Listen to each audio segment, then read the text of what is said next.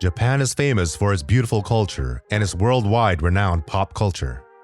The culture, the history, the food, and the place itself, it's something that you can't find anywhere else. It's also home to some of the best philosophies in the world. However, what if I told you that the country is silently suffering due to reasons not known to many?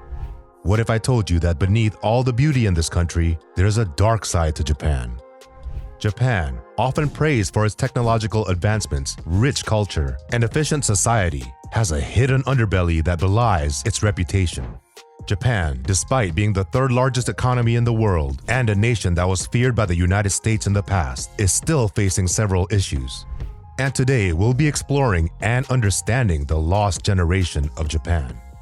The phrase "lost generation" is used in Japan to describe those who had the misfortune to graduate in the employment ice age of the 1990s and 2000s, following the burst of the asset price bubble in the 1980s, when businesses drastically reduced their yearly hiring of permanent staff.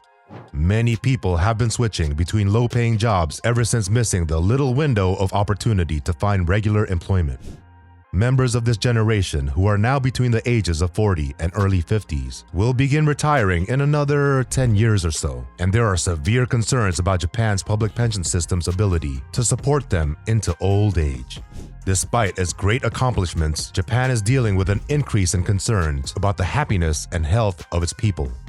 Several research studies have come out in recent years that have highlighted the worrisome levels of unhappiness that many people in the nation are experiencing. The dramatic contrast between the country's financial wealth and the apparent mental pain of its residents is what gives birth to the influx of sadness in Japan.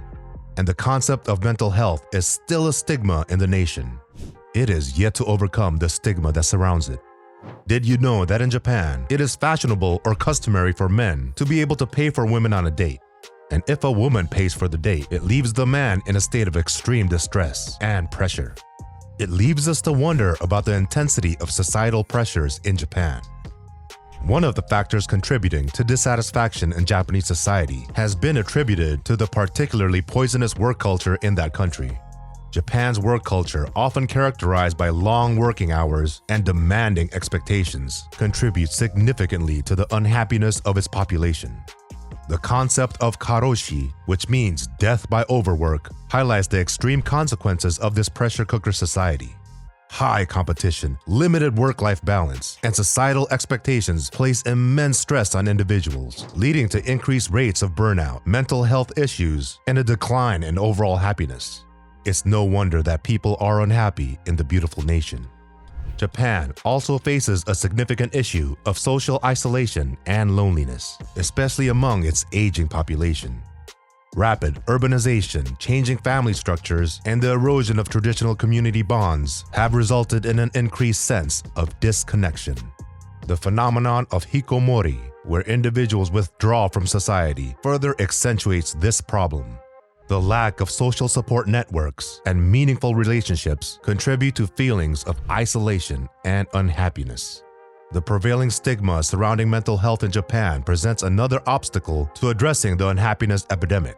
Cultural norms that discourage seeking help, limited mental health resources, and a lack of awareness compound the issue.